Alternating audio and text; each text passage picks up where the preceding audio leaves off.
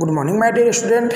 आज हम पढ़ते हैं टेलर का सिद्धांत। टेलर का मतलब FW टेलर का सिद्धांत, फ्रेडरिक विंसेलो टेलर के सिद्धांत। वैसे टेलर के बुक में 12 सिद्धांत बताए गए हैं, लेकिन एक सिद्धांत के 3 पक्ष बताए गए, मतलब इसके भी टोटल 14 सिद्धांत हो ही जाते हैं। ठीक है बच्चों, तो टेलर का सिद्धांत क्या बताता है प्रबंध के क्षेत्र में? तो पहला है कार्य अनुमान का सिद्धांत।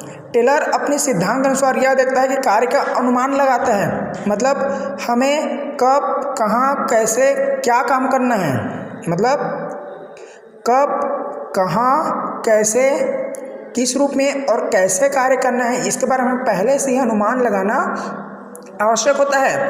यदि हम कार्य का अनुमान नहीं लगाएंगे, है ना, और काम करेंगे तो हमें कार्य में हमें असफलता ही मिलेगी। इसलिए हमें कोई भी कार्य करने से पहले उसके बारे में आकलन कर लेना आवश्यक होगा कि कार्य को हम कैसे करेंगे और कैसे समाप्त करेंगे, तभी हम कार्य को आसानी से कर पाएंगे। दूसरा है प्रयोग का सिद्धांत। प्रयोग के सिद्धांत को 3 भागों में बांटा गया है, समय अध्ययन, गति अध्ययन और थकान अध्ययन, है ना।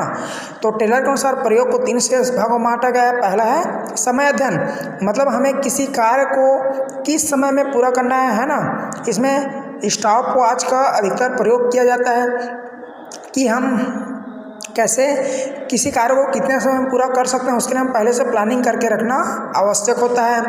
दूसरा गति अध्ययन, इसमें गति अध्ययन में कौन व्यक्ति किस गति से काम कर रहा है ना, उसका हमें पहले से आकलन लगा लेना चाहिए।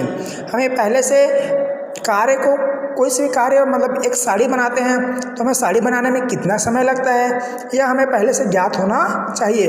पहले से हम उसे ट्रायल करके रखना चाहिए कि एक साड़ी को हम कैसे, एक अच्छा व्यक्ति करता है तो कितने मिनट बनाता है, एक मध्यम व्यक्ति करता है तो कितने मिनट बनाता है, और एकदम लो कंडीशन का व्यक्ति उसी साड़ी को बनाता है तो कितने समय में बनाता है। हमें यह पहले से डिसाइडेड रखना होगा, तभी हम किसी कोई व्यक्ति द्वारा कार्य किया जा रहा है तो उसके हम गति को माप सकते हैं, अन्यथा मापा नहीं जा सकेगा। तीसरा है थकान अध्ययन। ये बहुत ही इम्पॉर्टेंट है, क्योंकि हर व्यक्ति एक निश्चित समय तक ही कार्य करता है और निश्चित समय तक कार्य करने के बाद स्वतः उसके शरीर में आलसपन आ जाती है ना। हम किसी व्यक्ति को मशीन के भांति 8 घंटा कंटिन्यू नहीं काम करा सकते हैं। मान लो आपके घर में एक पंखा है, पंखा को चालू कर दोगे तो रात भर उसी स्पीड से चलता रहेगा, दिन रात। लेकिन क्या हम एक व्यक्ति को एक ही स्पीड से दिन भर काम करा सकते हैं? नहीं, क्योंकि कुछ समय कार्य करेगा और कार्य करने के बाद वो स्वतः थक जाएगा, है ना। तो उसे कुछ समय के लिए आराम की भी आवश्यकता होती है। यदि हम थकान अध्ययन का अध्ययन नहीं करेंगे तो हम अपने व्यवसाय पर कार्य नहीं कर पाएंगे। यदि आप कंटिन्यू काम करते करते रहोगे तो 2 घंटे अच्छे काम करोगे, लेकिन तीसरे घंटे बाद आपके कार्य में शिथिलता आ जाएगी और काम को आप अच्छे से नहीं कर पाओगे। काम करोगे लेकिन उतने स्पीड से नहीं कर पाओगे। इसलिए हमें कार्य के दौरान लोगों को थोड़ा छूट देना चाहिए, ताकि रेस्ट देना चाहिए, और रेस्ट लेने के बाद हम फिर से उन व्यक्तियों को उसी स्पीड से काम ले सकते हैं। ये क्या कहलाता है? थकान अध्ययन। ठीक है बच्चों। तीसरा है नियोजन का सिद्धांत। नियोजन मतलब होता है प्लानिंग।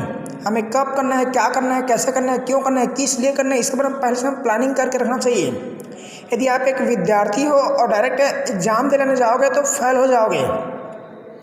मैं बोलूँगा कि कल टेस्ट है, आप डायरेक्ट एग्जाम में बैठोगे तो टेस्ट हम कभी पार नहीं पाओगे। यदि आपको पता है कि कल टेस्ट होने वाला है तो आप उस टेस्ट के अकॉर्डिंग कौन कौन चैप्टर को टेस्ट लेंगे, कहाँ कहाँ तक आएगा, आप उसका पहले से प्लानिंग करके तैयारी करोगे, तब जाकर आप टेस्ट में पास हो सकते हो।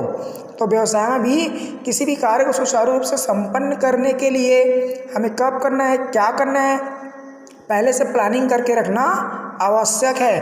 प्रबंध बिना प्लानिंग का कोई भी कार्य नहीं करता है। इसलिए हमें किसी भी कार्य को संपन्न करने के लिए सुव्यवस्थित नियोजन कर लेना आवश्यक है।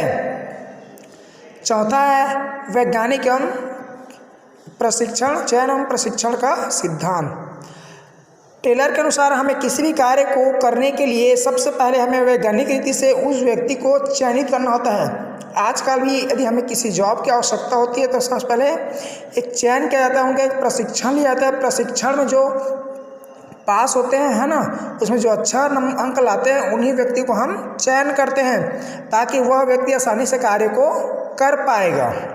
इसलिए हमें वैज्ञानिक तरीके से किसी भी कार्य को करने के लिए उनके बारे में चयन करना चाहिए और उन्हें प्रशिक्षण भी प्रदान करना आवश्यक है। 5वां है कार्य का युक्तिपूर्ण विभाजन। कार्य का युक्तिपूर्ण विभाजन मतलब होता है कि जो व्यक्ति जो कार्य जानता है उस व्यक्ति को उससे संबंधित कार्य देने पर कार्य को वह व्यक्ति आसानी तरीके से कर सकता है ना, उससे बोलते हैं कार्य का युक्तिपूर्ण विभाजन। ठीक है बच्चों, ये भी बहुत ही इम्पोर्टेंट है, अक्सर पेपर में पूछा जाता है, इसे आपको याद भी करना होगा। Thank you.